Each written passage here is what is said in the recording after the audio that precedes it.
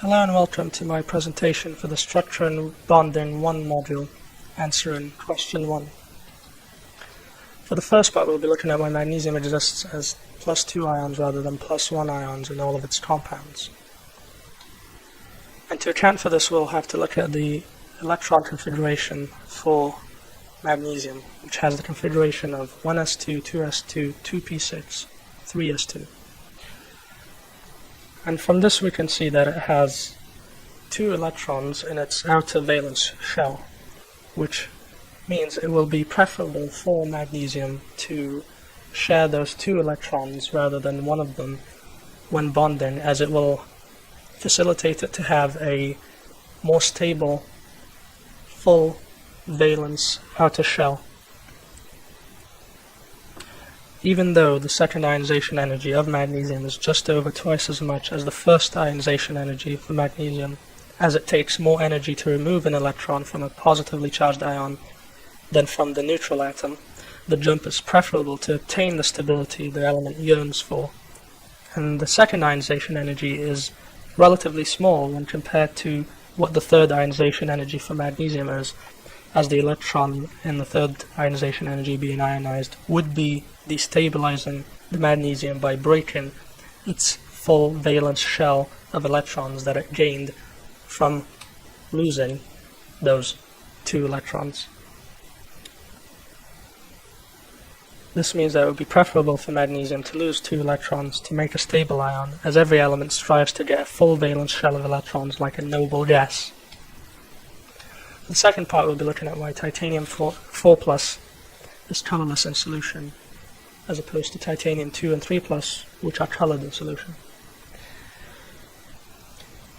Titanium has the electron configuration of argon 4s2, 3d2.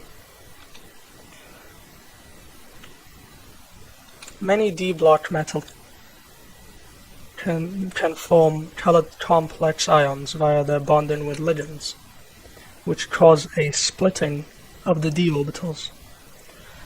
The colors that can be observed correspond to this can be explained via the crystal field splitting energy theory, which with a lot of d-block metal complexes corresponds to the energy of a visible light photon. It shows that when white light is passed through a solution with a metal cation, a photon of certain color is absorbed, and the light energy absorbed correlates to the excitation of a 3D electron. The splitting that is caused by the bonding with ligands forms 2 levels, 2 orbital levels, T2G and EG. An electron can absorb a photon and transition from the lower energy T2G to the higher energy EG level, as can happen with titanium 2+ and titanium 3+, as they still have electrons in its D subshell. With a solution that contains titanium 3+, like titanium trichloride, for example, photons of green and yellow light are absorbed. The energy of the light absorbed is in connection to the excitation of an electron from a d orbital in the d subshell. The color observed for the light transmitted through this ion is violet, which is the white light being passed through it minus the light that has been absorbed in this instant, that being yellow and green.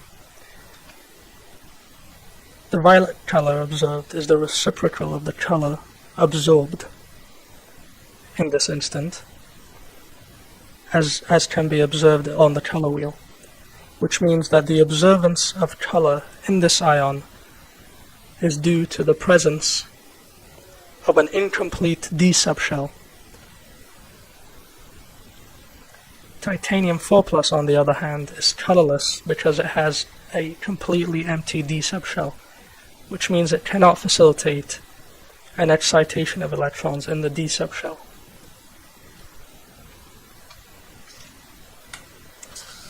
Part C, we'll be looking at why carbon dioxide is a gas at room temperature, silicon dioxide is a high melting solid. In silicon dioxide, silicon only forms single bonds with the oxygen, which facilitates it to form a range of covalent network structures, which all contain silicon to oxygen single bonds. Carbon dioxide forms double bonds with oxygen, which contains discrete molecules, which means that they are held together by weak intermolecular forces as opposed to the covalent network in silicon dioxide held by covalent bonds.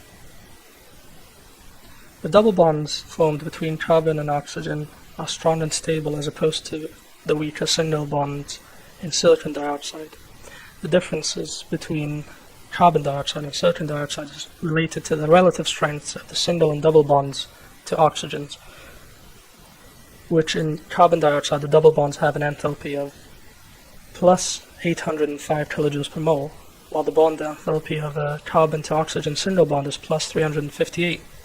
Therefore, to convert from a covalent carbon dioxide network to a gaseous molecule would be highly unfavorable, as the process is strongly exothermic. Inversely, in silicon dioxide, the double bond enthalpy is 600 plus 638 kilojoules per mole, and the single bond enthalpy is plus 466 kilojoules per mole, which means in the reaction of the covalent network to the gaseous molecule, the process is highly endothermic, which makes the covalent network the more favorable state. Although the bonds in carbon dioxide are quite polar, the molecules are linear and do not possess a dipole moment. Only very weak dispersion intermolecular forces hold the molecules together in carbon dioxide, which makes it a gas at room temperature. Structurally, the high strength of this carbon to oxygen double bond compared to the double bond that can be formed between silicon and oxygen can only occur because the bonds are shorter, which makes the survival of the pi bond more likely to happen in carbon dioxide than it is in silicon dioxide, as in silicon dioxide the double bond would be longer. Also, the strength of the covalent bonds in the silicon dioxide network is much greater than that of the intermolecular forces present in carbon dioxide, so the combination of silicon dioxide is relatively close and firm, which in turn makes it a solid at room temperature. But the forces between carbon dioxide molecules are small, so exist as a gas at room temperature. In the last part, we'll be looking at why phosphorus can form PF3 and PF5, while nitrogen can only form NF3 and not NF5. And to account for this, we'll look at the electron configuration for nitrogen and phosphorus, which for nitrogen has the electron configuration of 1s2, 2s2, 2p3. And for phosphorus, it has the electron configuration of neon, 3s2, 3p3. Elements in the second period, like nitrogen, never break the octet rule. And the reason for this is that they are too small, so putting extra electron pairs would make the pairs too close to each other, and the repulsion forces would be great.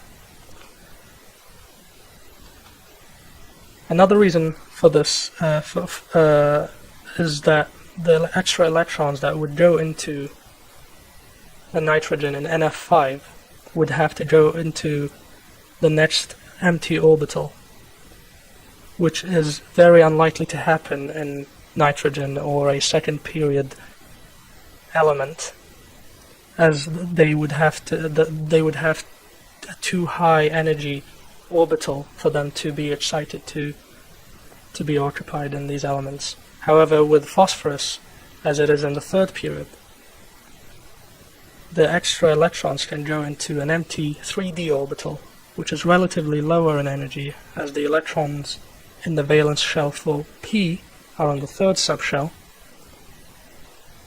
Another factor for phosphorus being able to break the octet rule is that the element is larger than nitrogen.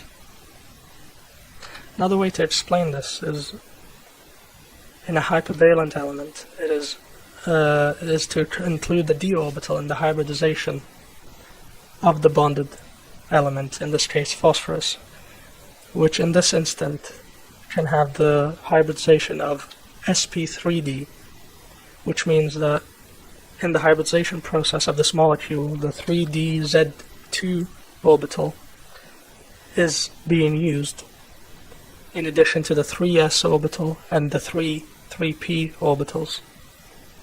This concludes my presentation. Thank you for watching.